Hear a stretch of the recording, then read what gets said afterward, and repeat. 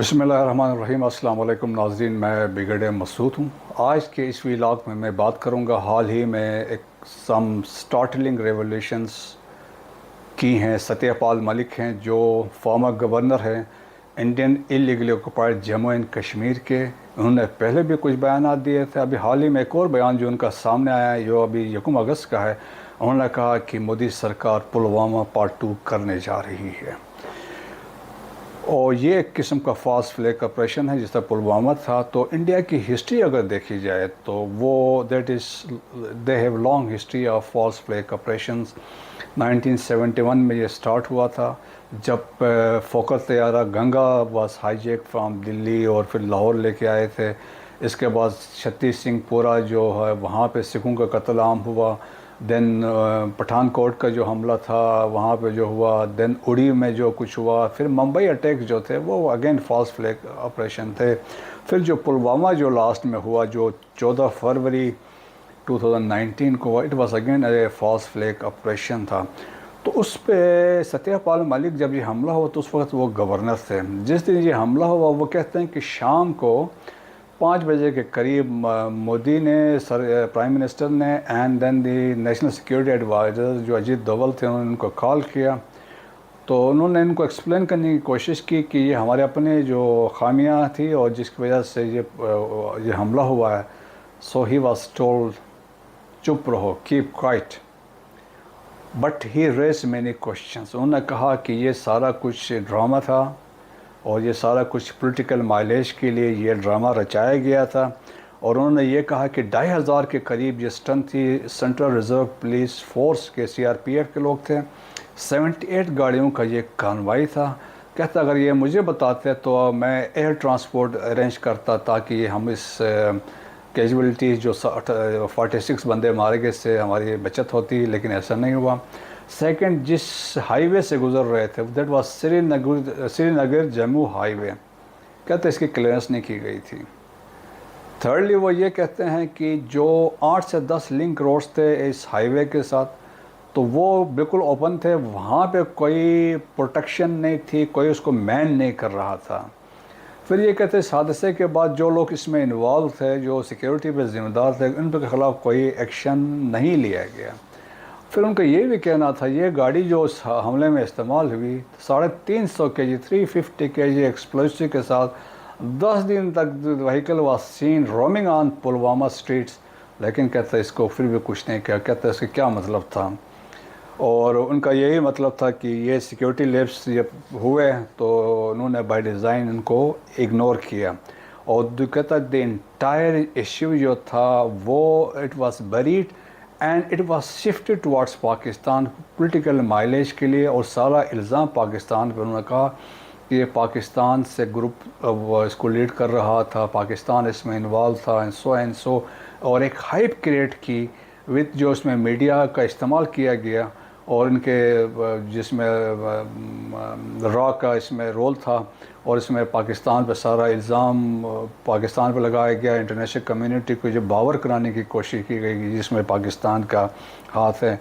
और subsequently M ये था कि इसका इलेक्शन के लिए इसका फ़ायदा उठाए जा सकें। सो इस हाइप क्रिएट हुई थी और मोदी साहब हर दफ़ा कह रहे थे कि हम इसका कुछ ना कुछ बदल लेंगे। So accordingly Balakot tree attack हुआ और 26 फरवरी 2019 को जब इनके 12 जहाज़ आए और 12 जहाज़ आके जो पैनिक में थे और पैनिक में आके वो जंगल के में अपना जो पेलोड था वो उतार के वहाँ से भाग गए। But we decided to teach them A lesson. और 27 फरवरी 2019 को आपने देखा कि हमने एक तो उनके जो टारगेट्स थे जो मिलिट्री इंस्टॉलेशन थे उन पे निशाना लिया एंड हम वी कन्वेड टू देम कि जी हम वी हैव द कैपेबिलिटी, हम ऐसा कर सकते हैं। फ़िलहाल हम आपको छोड़ रहे हैं लेकिन हम कर सकते हैं। सेकेंडली हमने उसी दिन के 2 फाइटर जेट्स को गिराया।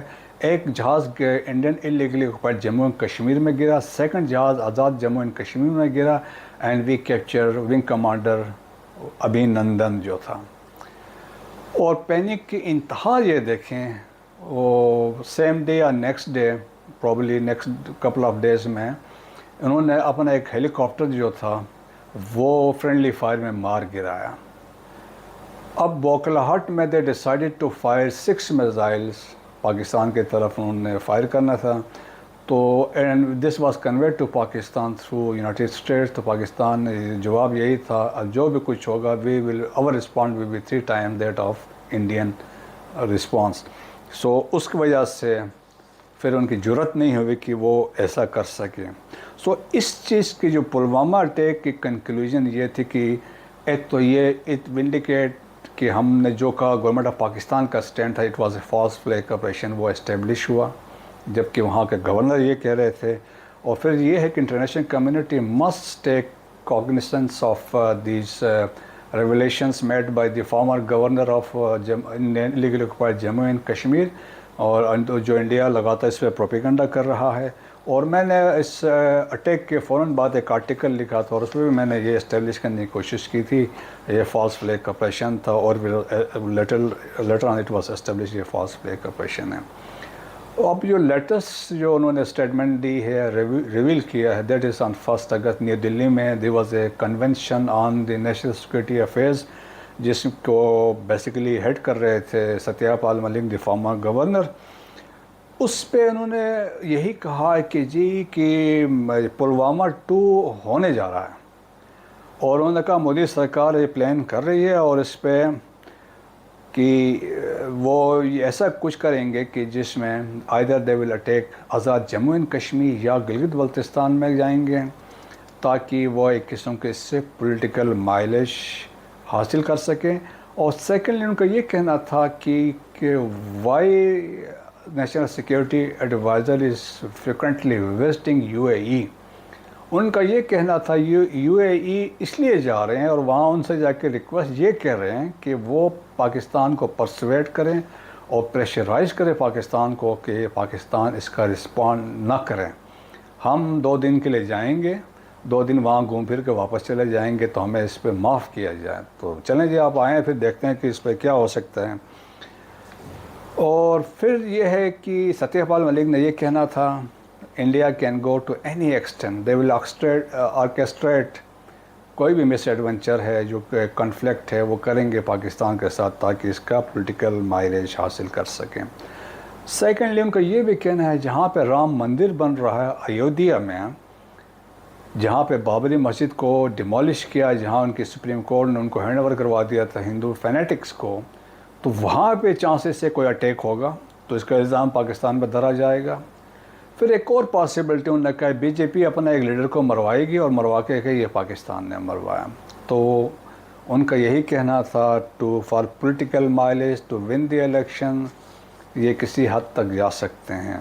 سو مطلب ہمیں ایز اے پاکستان کو ہمیں سیریسلی ہمیں سوچنا ہوگا کہ انڈیا ہمارا ایسا دشمن ہے جس نے پاکستان کو 1947 کے بعد کبھی ایکسیپٹ ہی نہیں کیا ایز اے سورن اسٹیٹ آپ کے پڑوس میں، اور 47 سے ابھی تک وہاں پہ دے آر ہیچنگ کانسپریسیز کو پاکستان کو کیسے ڈیسٹیبلائز کیا جا سکے. سو ہمیں اس کو سیریس لینا چاہیے. اب انڈیا کے اندر کے حالات آپ دیکھ لیں کہ نارتھ ایسٹ انڈیا میں جو 7 اسٹیٹس ہیں جن کو 7 سسٹر اسٹیٹس کہا جاتا ہے، وہاں پہ تمام اسٹیٹس آزادی کی جنگ لڑ رہے ہیں. اور حال ہی میں آپ نے دیکھا منی پور وہاں نارتھ ایسٹ میں ہے، وہاں پہ جو کرسچن کے ساتھ جو ہو رہا ہے، کرسچن جو کوکیز ہیں اور میتیس ہندوز ہیں، تو Christians are the receiving end ہے، وہاں پہ ان کے چرچز جلائے جا رہے ہیں، ان کے گھر جلائے ہیں، 200 سپر بندے مارے گئے ہیں. They have accused state security forces they are siding with the Meiteis جو ہندوز کے ساتھ ہیں. سو اسی طرح میزورام میں کرسچن ہیں، باقی اسٹیٹس میں بھی کرسچنس ہیں. تو اس میں چانسز ہے کہ یہ سول وار جو ابھی اسٹارٹ ہوئی ہے آہستہ آہستہ باقی اسٹیٹ میں بھی جا سکتی ہے. مین لینڈ انڈیا میں نارتھ اور ساؤتھ کی ڈویژن ہے. نارتھ میں آرینز ہیں، ساؤتھ میں ڈارویڈینز ہیں. Dravidians they consider themselves a better Hindus as compare to north. تو وہ ایک صورتحال ہے وہاں پہ، ان کی آپس میں یہ وہ رائیولری چل رہی ہے. سینٹر میں انڈیا کا 40% جغرافیکل area is engulfed with the Naxalite movement. So وہ فریکوینٹلی سیکورٹی فورسز پہ حملے کر رہے ہیں، تو ان کے اپنی ایک قسم کی وہاں پہ حکومت چل رہی ہے. اسے میں سکھوں کے ساتھ جو کشمیر میں ہو رہا ہے اب وہاں پہ آزادی کی تحریک ہے، they are struggling for independent state Khalistan ہے. Indian illegal occupied Jammu and Kashmir میں وہاں کے جو مسلمان ہیں جو حریت پسند ہیں وہ آزادی کی تحریک جانیں قربان کر رہے ہیں، لاکھوں لوگ شہید ہو چکے ہیں. اور اس حالات میں پھر ابھی حال ہی میں ہریانہ میں جو کچھ ہوا ہے، ہریانہ میں میوات میں جو مسلمانوں کو وہاں پہ بھی مار پڑ رہی ہے، کیونکہ وہاں پہ جو بجرنگ دل والے ہیں، وشوا ہندو پریشد کے لوگ ہیں یا سنگھ پریوار کے لوگ ہیں، وہاں پہ بھی مسلمانوں پہ حملے کر رہے ہیں. وہاں پہ ایک مسجد پہ نشانہ بنایا گیا ہے، مسجد کے امام کو مار دیا گیا ہے. تو وہاں پہ جو مائنارٹیز ہیں انڈیا میں وہ بیسیکلی وہ ایٹ ریسیونگ اینڈ ہے، چاہے وہ دو مسلمان ہیں، عیسائی ہیں، دلت ہیں، سکھ ہیں، تو ان کے حالات وہاں پہ برے ہیں. تو ان حالات میں پھر G20 کی میٹنگ بھی ایک سمٹ ہونے جا رہی ہے، تو ان حالات میں انڈیا کی کوشش ہوگی کوئی ایسے کام کیا جا سکے، ایک تو تاکہ اٹینشن ڈومیسٹک آڈینس کی بھی ڈائیورٹ ہو سکے. سیکنڈ، انٹرنیشنل کمیونٹی G20 کی میٹنگ ہوتی ہے تو ان کو بھی ایک میسیج دیا، یہ پاکستان یہ کروا رہا ہے، اس طریقے سے کہانی بلڈ کی جاتی ہے. تھرڈ یہ ہے کہ آہستہ آہستہ جس طرح منسٹرز کی، آرمی جنرلز کی وہ اسٹیٹمنٹس آ رہی ہے، ریٹرکس آ رہی ہیں، they are preparing grounds for a false flag operation, کہ اس طریقے سے وہ جس طریقے سے ابھی ان کے ڈیفنس منسٹر کا کہنا تھا، یا پھر درمیان میں ان کا ہوم منسٹر بھی فریکوینٹلی وہ بیانات دیتے رہتے ہیں کہ ابھی ہم ادھر جائیں گے، کبھی وہ سی کراس کریں گے. تو وہ ابھی ہم بھی دیکھتے ہیں کہ جب آپ سی کراس کرتے ہیں پھر آپ کو کون ایسے واپس جانے دے گا. سو ان حالات میں خیر ان جو ریٹرکس، کچھ تو ریٹرکس ہیں، لیکن یہ جو فاسٹ فلیگ آپریشن ہے اس کے possibilities can not be rule out, اور اس کے اکارڈنگلی ہمیں تمام احتیاطی تدابیر کرنے چاہیے، لوگوں میں اویئرنیس کریٹ کرنا چاہیے، اور ہمیں کشمیر کے حالات پہ خاص طور پہ اور انڈیا کے حالات پہ بھی نظر رکھنی چاہیے کہ وہ کس طرح ان حالات کو ہمارے خلاف استعمال کر سکتا ہے. اور پاکستان کے افواج جو ہیں تمام جو ہیں وہ الرٹ ہیں، LOC پہ ہے، سیاچین پہ ہے، یا ورکنگ باؤنڈری پہ ہیں، انٹرنیشنل بارڈر پہ ہیں یا ویسٹرن بارڈر پہ ہیں، تمام اپنے طور پہ تیار اور متحد بیٹھے ہیں. تو انشاءاللہ جب بھی ایسے کوئی کچھ انڈیا کوشش کرتا ہے یا کوئی مس ایڈونچر کرنے کی کوشش کرتا ہے تو یقیناً اس پہ جو رسپانڈ ہمارا ہوگا وہ ایک بی فٹنگ رپلائی ہوگا، تو انڈیا اس کو یاد رکھے گا. وی لاگ دیکھنے کا شکریہ. پاک فوج زندہ باد، پاکستان پائندہ باد.